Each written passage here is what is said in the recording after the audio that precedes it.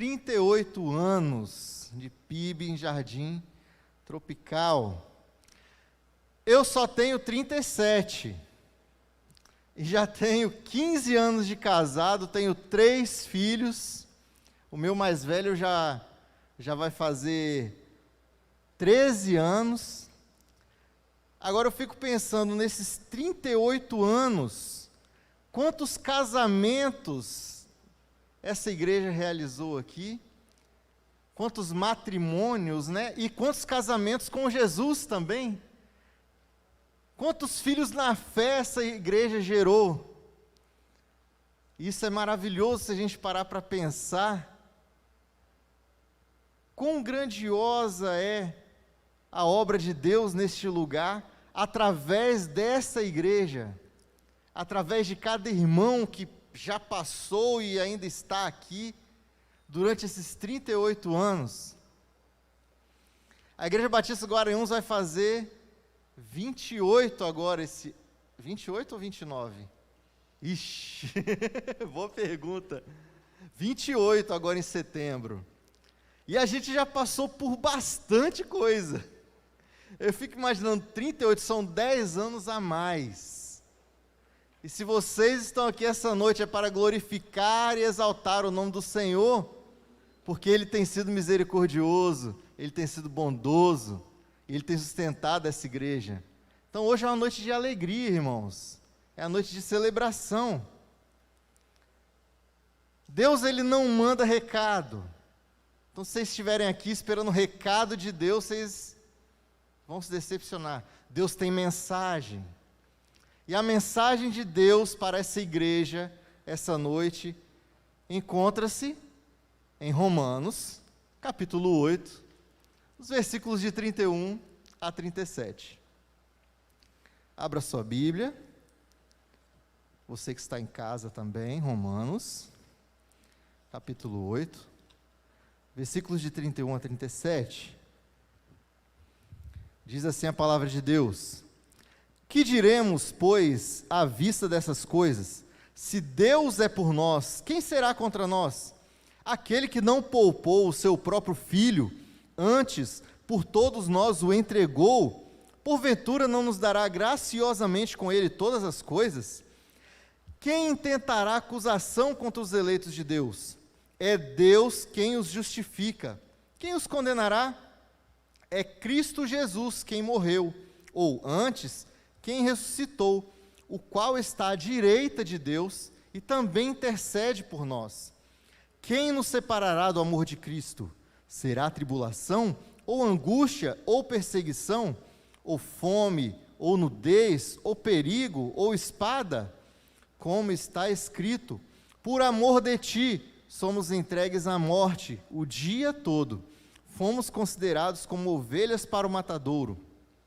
Em todas essas coisas, porém, somos mais que vencedores por meio daquele que nos amou. Vamos repetir, igreja? Em todas essas coisas, porém, somos mais que vencedores por meio daquele que nos amou.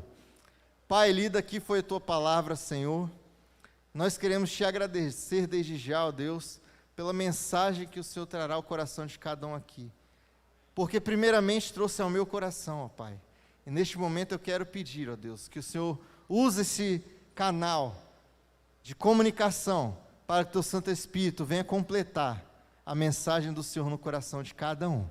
Em nome de Jesus, amém. O apóstolo Paulo enviou a carta aos romanos.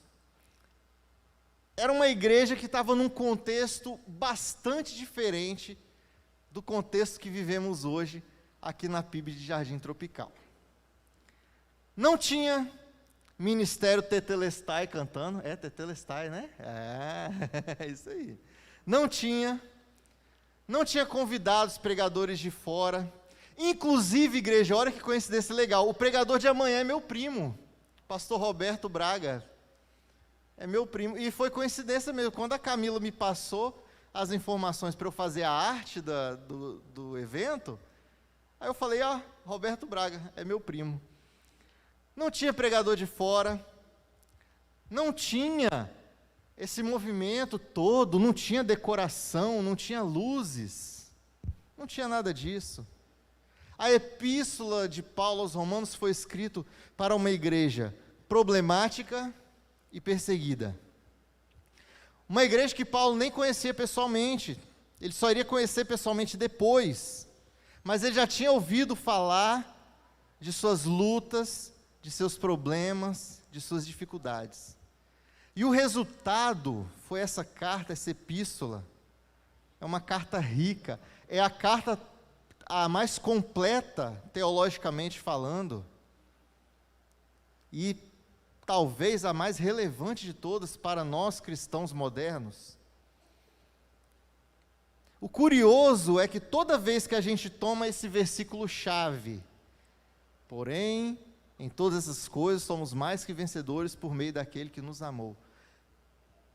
Todas as vezes, eu vou desafiar você a me dizer que não, mas todas as vezes que a gente fala esse versículo, é com um cunho triunfalista. Às vezes até como se fosse um amuleto. Somos mais do que vencedores. E aí às vezes a gente emenda, né? Porque tudo posso naquele que me fortalece. E aí às vezes a gente usa a Bíblia como se fosse a lâmpada do Aladim, esfrega ela, abre, né? Quando está precisando de fazer um pedido, aí Deus vem, a gente faz o pedido, Ele realiza, e a gente vai lá e guarda de novo.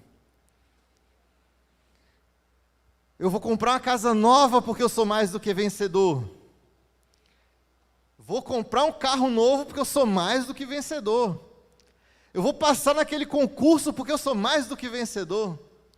Eu vou ser promovido na empresa porque eu sou mais do que vencedor. Vou fechar aquele contrato porque eu sou mais do que vencedor. Acontece se a gente voltar 2 versículos, a gente entende melhor o sentido desse texto. Versículo 35 fala assim: quem nos separará do amor de Cristo?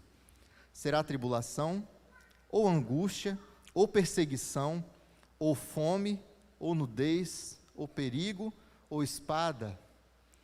Como está escrito lá no Salmo, 44, 22, ele cita: por amor de ti somos entregues à morte o dia todo, fomos considerados como ovelhas para o matadouro. Em todas essas coisas, porém, somos mais do que vencedores por meio daquele que nos amou. E aí a música da Oficina G3 fala direitinho, porque nem morte, nem tribulação, nem guerra, nem perseguição poderão nos separar do amor de Deus, e isso nos faz mais do que vencedores. Porque o sacrifício de Cristo nos faz mais do que vencedores. E nada de maneira material ou que vá nos ferir o corpo pode nos afastar do amor de Deus. Então a gente pode concluir que essa vitória que Paulo se refere, ela é espiritual e não material. Outro ponto importante é que o texto está no plural. Nós somos. Em todo o texto, em toda a carta em si, Paulo vai falando: que diremos, pois? Quem nos separará? Em todas essas coisas somos mais do que vencedores. Ou seja, se eu estou andando de carro novo, mas o meu irmão está andando a pé, tem alguma coisa errada aí. Ah, mas irmão, eu trabalhei, eu comprei meu carro e ele foi, não teve oportunidade, não foi tão abençoado assim. Mas se eu tenho um carro, está parado na garagem, e o meu irmão tem que ir no hospital ou ir fazer alguma coisa, e ele precisa andar a pé ou precisa pegar carona na rodovia, e eu não tiro o meu carro para levar, tem alguma coisa errada. Porque os somos vencedores aqui está no plural. Então a minha vitória pessoal, ela não pode ser pessoal. Ela precisa ser coletiva. Se eu abro a minha geladeira de manhã para tomar o café da manhã com a minha família, e aí lá eu vou pegar um bolo, e tem leite, iogurte, e abro a despensa, tem pães, biscoitos e geleias e tudo. e o meu irmão não tem nenhum pão com café preto para tomar de manhã, alguma coisa está errada. Porque o mais que vencedores, ele é plural. A vitória é coletiva. E aí eu já até fui para o lado material, né? Mas como eu disse, a vitória que Paulo está dizendo aqui é espiritual. Ou seja, todas as vitórias materiais que nós podemos imaginar seriam inúteis. Até mesmo dentro da igreja. Aqui na igreja que eu digo aqui, o templo, a organização, nós precisávamos comprar condicionados e compramos. Amém, glória a Deus. Nós vamos fazer uma reforma e ampliar as salas de EBD. Amém, glória a Deus. Nós vamos comprar uma Kombi ou um carro para a igreja e conseguimos comprar. Amém, glória a Deus. Mas se isso não tiver como objetivo final glorificar o nome do Senhor, essas vitórias, elas são inúteis. O versículo 32 diz assim: aquele que não poupou o seu próprio filho, antes por todos nós o entregou, porventura não nos dará graciosamente com ele todas as coisas? Aí a gente pensa, mas então eu posso ter todas as coisas. Jesus não morreu para que eu pudesse andar de carro zero, irmãos. Essas coisas que Paulo fala aqui, são vitórias espirituais. Tem uma música linda dos Arrais, aquela dupla de irmãos, né? Eles quase não estão juntos mais, porque um mora nos Estados Unidos, o outro mora aqui no Brasil, são pastores da Adventista. E diz assim, do primeiro álbum deles, a música chama Mais, é o nome do álbum: e eu sou mais que vencedor, mesmo sendo eu sempre o segundo em tudo que eu vivi. E quando eu ouvi essa música, eu achei sensacional. E foi na época que eu fiz 30 anos. E tem 7 anos, né? 7 anos e um pouquinho. E quando eu ouvi esse refrão, quando eu ouvi essa letra, eu achei espetacular. Porque a vida toda eu cresci ouvindo: você precisa ser um vitorioso. Você precisa passar no vestibular da Federal. Você precisa ter os melhores empregos, você precisa ter os melhores carros, você precisa ter a melhor casa para ser um vencedor. E a conclusão que a música nos leva é que nós já somos mais que vencedores, mesmo nós sendo, humanamente falando, vice-derrotados. Mesmo nós não tendo expressão social, nós somos mais do que vencedores, porque Ele entregou o seu corpo, entregou a sua vida por mim e por você. Então, agora que a gente já entendeu o conceito cristão de vitória, eu quero apresentar para vocês 7 características de uma igreja mais do que vencedora. E essa lista, né, essas 7 características, essa lista de características, eu me baseei nas 7 igrejas do Apocalipse. 7 igrejas da Ásia Menor, que receberam a carta, né, lá no Apocalipse. Então, vai andando um pouquinho aí, nós estamos em Romanos, vamos pular um pouquinho para frente, vamos até Apocalipse, capítulo 2, versículo 2. Obrigado, meu diácono, Deus te abençoe. Eu sou presidente do diáconos lá da igreja, e esse rapaz aqui, esse jovem mancebo, é diácono.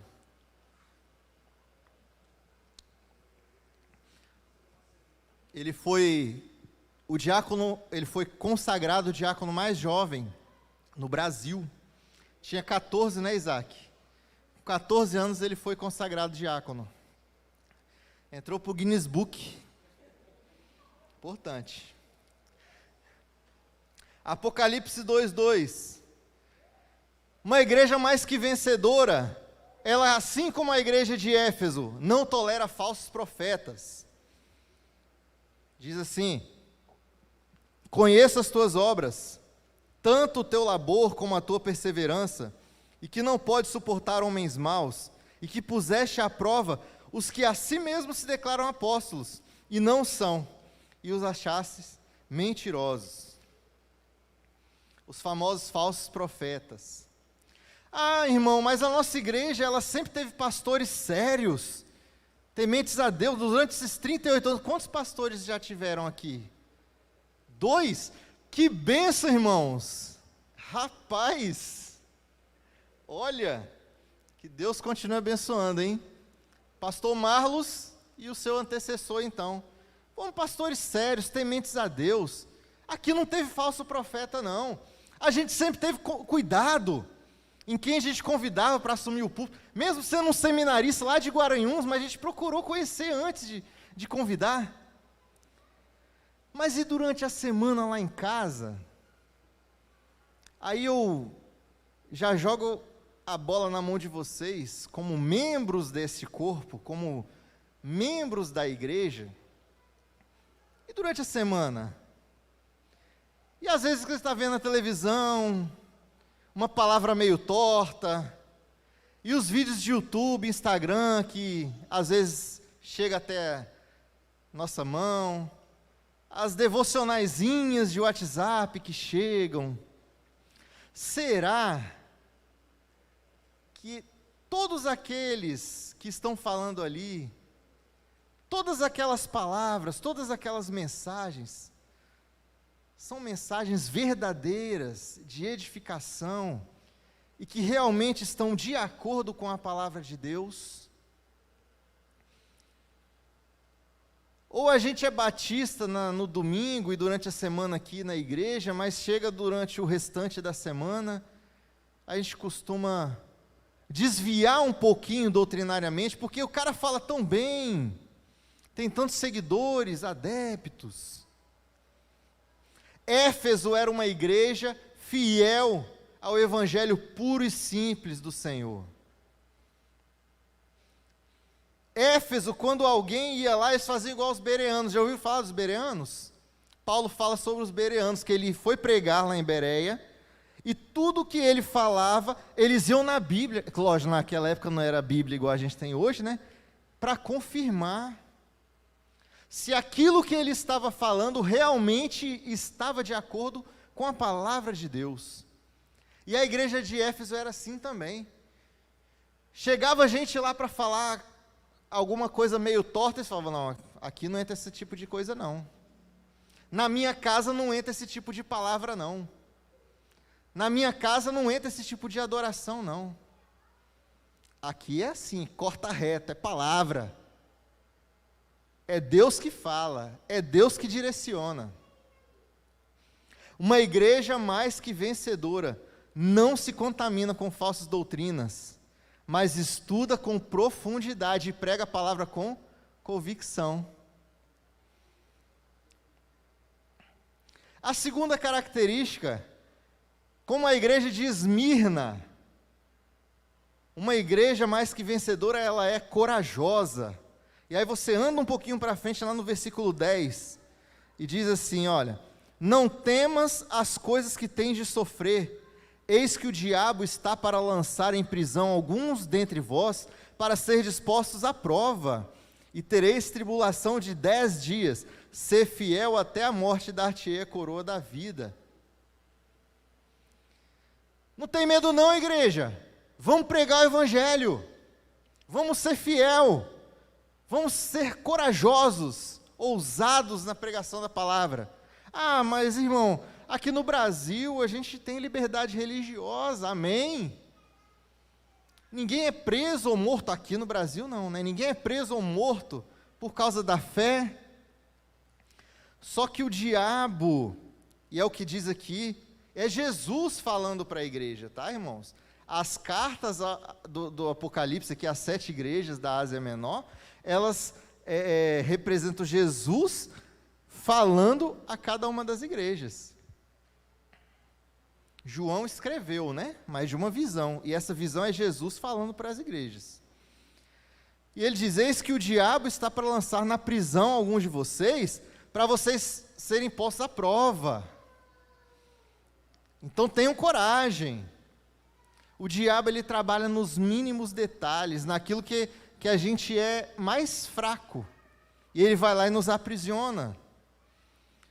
Às vezes a gente tem uma amizade, e aquele amigo, ele não é crente, não é servo de Deus. E aí quando a gente está junto com aquele amigo, para a gente não perder a amizade, a gente acaba cedendo um pouquinho. Às vezes é uma relação comercial. Às vezes aquele cliente ou aquele fornecedor, ele quer fazer uma coisa meio errada, e aí você, para não perder, acaba sendo tentado a ceder. Às vezes é uma relação amorosa, é um namoro, até um noivado, até um casamento. E aí, para você não perder a relação com aquela pessoa, você acaba cedendo aqui ou ali. E é ali que o diabo vai e nos aprisiona, na nossa fraqueza, no nosso pecado. E é ali que a gente é posto à prova. Mas uma igreja mais do que vencedora, ela não tem medo de se queimar diante das outras pessoas, mas coloca a vontade de Deus acima de tudo. Esmirna era uma igreja pobre financeiramente, mas era uma igreja rica de poder. Terceira característica, como a igreja de Pérgamo, uma igreja mais que vencedora, não nega sua fé em Cristo. Versículo 13, ainda do capítulo 2, é a carta à igreja de Pérgamo, diz assim: conheço o lugar em que habitas, onde está o trono de Satanás, e que conservas o meu nome, e não negaste a minha fé. Ainda nos dias de Antipas, minha testemunha, meu fiel, o qual foi morto entre vós, onde Satanás habita. Pérgamo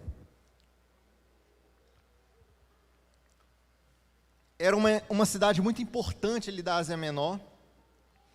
Era uma cidade rica, e lá eles fabricavam um papel, pergaminho, né?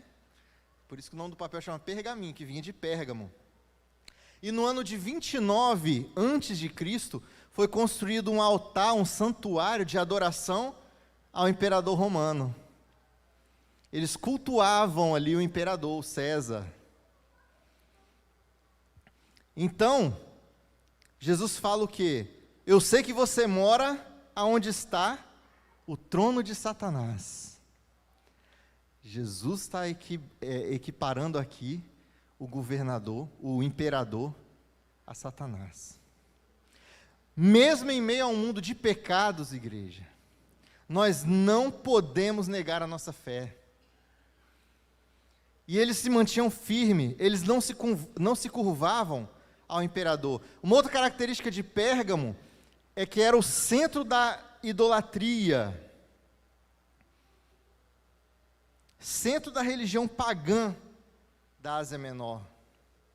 E mesmo em meio a toda essa problemática da idolatria religiosa, da idolatria política, Pérgamo não se contaminou. Mesmo em meio a um mundo de pecados, nós não podemos negar a nossa fé. Nós estamos vivendo hoje um tempo muito difícil, e eu não estou falando da pandemia. Hoje nós vivemos um tempo em que não se pode ter determinadas opiniões, que você é rechaçado. A gente não pode, em determinados momentos, expor com mais veemência a nossa fé, porque é velado, mas há uma represália. Hoje eu estava até assistindo uma entrevista com o teólogo Rodrigo, esqueci o sobrenome dele, aquele da Adventista, sabe o sobrenome dele? Ele é teólogo, ele é arqueólogo e é filósofo. O cara é sensacional. E ele estava falando que na academia hoje, Rodrigo Silva, isso aí, aquele que fala grosso, né? Então, depois vocês procurem aí. Assista, ele tem uma entrevista no Jô Soares, foi a primeira que deixou ele mais famoso. Depois vocês procurem no YouTube, que tem muita coisa boa dele. E ele estava falando que, há 50 anos atrás, uma ideia, que se você chegasse na academia, na universidade, falando sobre determinada ideia, eu não vou falar aqui que tipo de ideia é essa, para a gente não ter que polemizar. Mas se você chegasse há 50 anos atrás falando de determinada ideia, você era escorraçado, não tinha moral nenhuma. Hoje, se você falar contra aquela ideia na universidade, aí que você quase apanha. Olha que doideira. Ou seja, nós vivemos hoje num tempo muito difícil, que não se pode ter opinião, não se pode ter... professar a fé em determinados momentos, porque a gente acaba sendo um pouco perseguido. Mas uma igreja mais do que vencedora, ela não se vende a esses costumes. É normal? Está sendo normal lá fora. Para mim não é normal.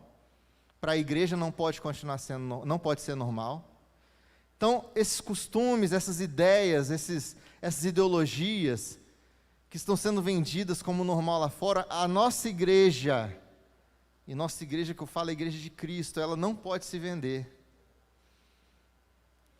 Mas ela se mantém firme na fé em Cristo. E não a idolatria também a políticos, como era lá em Pérgamo. Uma igreja mais que vencedora não idolatra político, seja A ou B, seja de dentro, seja de fora, seja esquerda, direita, de cima e baixo, de dentro, de fora, não importa. Eles são nossos funcionários, irmãos. Número 4. Uma igreja mais do que vencedora, assim como a igreja de Tiatira, ela tem amor pela obra de Deus. Versículo 19 diz assim: conheço tuas obras, o teu amor, a tua fé, o teu serviço, a tua perseverança e as tuas últimas obras mais numerosas do que as primeiras. Em Efésios 2,10 diz que nós fomos criados para as boas obras. E o curioso, né, que Cristo fala a Tiatira das obras, do amor, da fé, do serviço e da perseverança. E aí, por fim, ele fala, das últimas obras são maiores que as primeiras. E por que eu coloquei pela obra de Deus? Porque toda obra que a gente vai realizar é por amor, toda obra que a gente vai realizar é movido pela fé, envolve o serviço, tem que ter perseverança, porque senão a obra desanima. E não podemos desanimar, a ponto de que as últimas obras sejam maiores do que as primeiras. Cada dia mais, ao longo desses 38 anos, depois a gente vai fazer 40, vai fazer 42, vai fazer 50, 60, as obras têm que ser cada vez mais numerosas.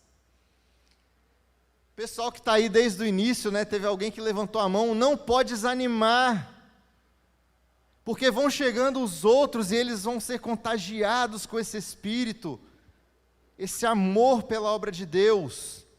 O crente verdadeiro, ele precisa ter como característica marcante o amor pela obra de Deus. Estava falando isso no carro quando eu estava vindo para cá com os meninos. Jesus, ele nos chamou para pregar o evangelho e fazer discípulos. Se eu desprezo esse chamado, eu estou desprezando o sacrifício de Cristo na cruz. Então as obras, elas precisam ser realizadas com poder e grande glória, porque é para isso que nós somos criados. E tem muita gente que confunde, né, a questão da salvação é pela fé e pelas obras. Nós não fazemos obras para que sejamos salvos, irmãos, mas a salvação nos leva a fazer essas obras. Porque através das obras que nós realizamos como igreja, Nós vamos levar a salvação a outros. E é um ciclo virtuoso. Quanto mais a igreja trabalha, mais gente se salva. Quanto mais gente se salva, mais gente trabalha. E quanto mais trabalha, mais gente se salva. E é para isso que nós estamos aqui. Para pregar a salvação, levar o arrependimento àqueles que estão perdidos. Porque se Jesus me salvou, seria muito fácil eu chegar, subir um monte e me isolar num mosteiro, né? Ou em algum lugar e falar, não, agora eu estou salvo. Eu vou ficar aqui passando meus dias em meditação, para não pecar, para não perder a salvação, se é que isso é possível. Mas eu vou ficar aqui, só meditando, ungido, separado, santo. Mas não é assim, irmãos. Porque Jesus nos chamou para fazer discípulos. Foi a ordem que ele deixou, a última ordem, o último pedido. Vai lá, vão e façam discípulos. Indo e fazendo. Em todas as nações. Batizando em nome do Pai, do Filho e do Espírito Santo. Uma igreja mais que vencedora, ela produz cada vez mais no reino de Deus. Quinta característica de uma igreja mais que vencedora, como a igreja de Sardes, ela é digna de andar com Cristo. Aí a gente vai pular aqui e vai lá para Apocalipse 3, versículo 4, que diz assim: tens contudo em Sardes umas poucas pessoas que não contaminaram as suas vestiduras e andarão de branco, junto comigo, pois são dignas. Sardes passou raspando ali, mas conseguiu passar. As nossas atitudes, elas precisam ser coerentes com aquela fé que a gente professa. Quando fala aqui que as pessoas não contaminaram as suas vestiduras e vão andar de branco, é que elas conseguiram se manter dignas de andar com Cristo, através do arrependimento, através da consagração de suas vidas. E a gente tem que tomar muito cuidado, porque digno não é a mesma coisa que merecedor. Merecer, ninguém merece. Tá? Jesus está falando aqui que é digno. Não é merecedor. Não tem nada que a gente possa fazer que nos leve à salvação. Salvação vem pela graça. Não é uma conquista. É uma dádiva. É um dom imerecido. Então não é merecedor, é digno. Por exemplo, você está num lugar e naquele lugar tem uma pessoa muito famosa. Muito famosa. E você não é merecedor de estar ali jantando naquele lugar com aquela pessoa. Porque você não trabalha com ela, porque você não faz parte do mesmo ciclo de amizade daquela pessoa, mas você está bem arrumadinho. Aí ela chega e fala assim: aí você, senta aqui, vem jantar com a gente, vem almoçar com a gente. Você não foi merecedor, você foi digno. Ela, pela graça, né, você alcançou graça aos olhos daquela pessoa, e ela te convidou, e aí você foi e participou desse jantar.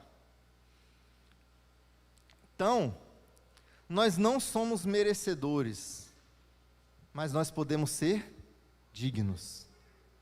E se nós queremos ser uma igreja mais que vencedora, nós devemos andar nos caminhos do Senhor, para sermos dignos de termos o nome escrito no livro da vida. Sexta característica de uma igreja mais que vencedora é a igreja que, assim como a igreja de Filadélfia, ela guarda a palavra de Deus. Apocalipse 3, versículo 8 fala assim: conheço tuas obras, eis que tenho posto diante de ti uma porta aberta, a qual ninguém pode fechar, que tens pouca força, entretanto guardaste minha palavra, e não negaste o meu nome. Filadélfia era uma cidade muito pequena, e o nome Filadélfia significa amor fraternal, amor fraterno. Filos é o amor, Delfos é fraterno.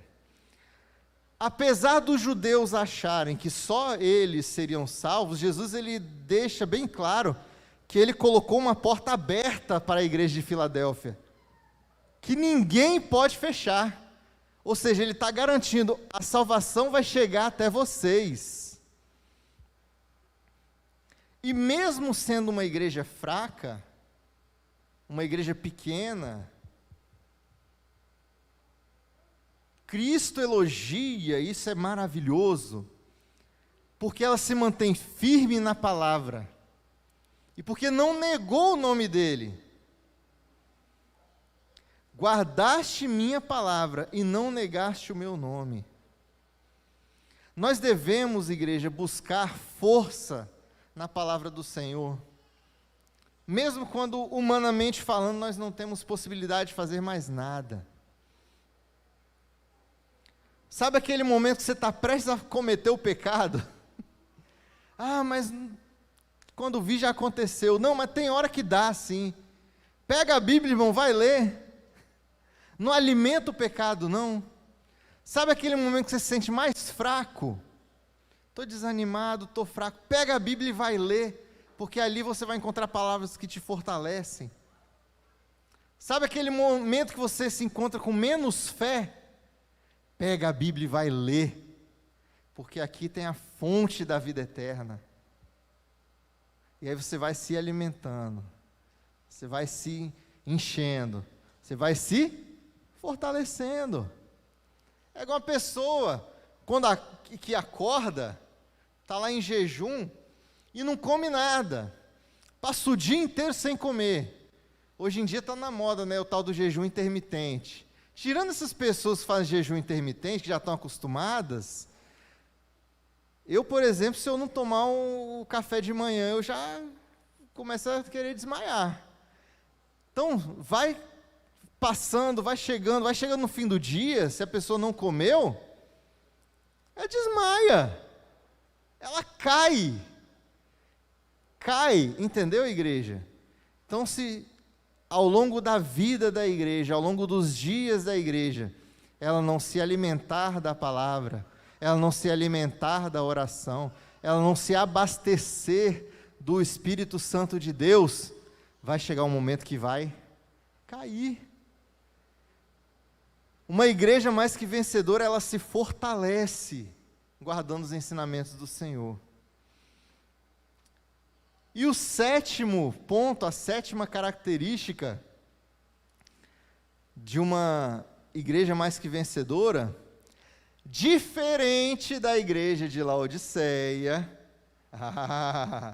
diferente da igreja de Laodiceia, todas as outras foram características positivas da igreja. Laodiceia foi a única que só tomou puxão de orelha de Cristo. É uma igreja que deixa Jesus entrar. Em Apocalipse 3:20 ele fala: eis que estou à porta e bato, se alguém ouvir a minha voz e abrir a porta, entrarei em sua casa, cearei com ele e ele comigo. Laodiceia, ela foi morna, como diz aqui no versículo 15, né? Não era frio nem quente, quem dera que fosse frio ou quente. Assim 16, porque és morno, nem é quente nem frio, estou a ponto de te vomitar da minha boca, Jesus falando. Laodiceia decepcionou, era morna, deixou Jesus de fora. Por quê? Porque ficou cega pelas riquezas. Se deixou levar pelas riquezas materiais e acabou perdendo a oportunidade. E Jesus fala ainda, dá uma chance, né? Eis que estou à porta e bato. E a gente tem que tomar cuidado também, vai uma aulinha aí, muitas vezes quando as pessoas leem esse versículo, assim, Jesus está batendo na porta do seu coração, a hora de fazer o apelo, né? Jesus está batendo na porta do seu coração, deixa ele entrar para ele salvar a sua vida. Jesus fala, eis que estou à porta e bato. Ele está falando na porta da igreja. É aquela porta ali que Jesus está batendo. Mas aqui no final ele fala, ao que ouvir a minha voz e abrir a porta, entrarei em sua casa. A igreja naquele tempo era onde? Era nas casas. Então, se você quer ser uma igreja mais do que vencedora, PIB de Jardim Tropical, você tem que deixar aquela porta ali aberta para Cristo. E ele continua, ao vencedor, versículo 21, dar-lhe-ei sentar-se comigo no meu trono, assim como também eu venci e me sentei com meu Pai no seu trono. Eu não sou coach, mas esse aqui é o segredo do sucesso. Então, para concluir, uma igreja mais do que vencedora, ela não tolera as falsas doutrinas, ela é corajosa, ela não nega a sua fé em Cristo, ela tem amor pela obra de Deus, ela é digna de andar com Cristo, ela guarda a palavra de Deus e ela deixa Jesus entrar. Quem tem ouvidos, ouça o que o Espírito diz às igrejas. Que Deus abençoe, Primeira Igreja Batista de Jardim Tropical, que vocês possam continuar sendo grandemente usados por Deus, abençoados por Deus, nessa caminhada, e que muitos e muitos anos ainda, essa igreja esteja aqui, plantada e rendendo frutos, e gerando filhos, e sendo fortalecida cada vez mais.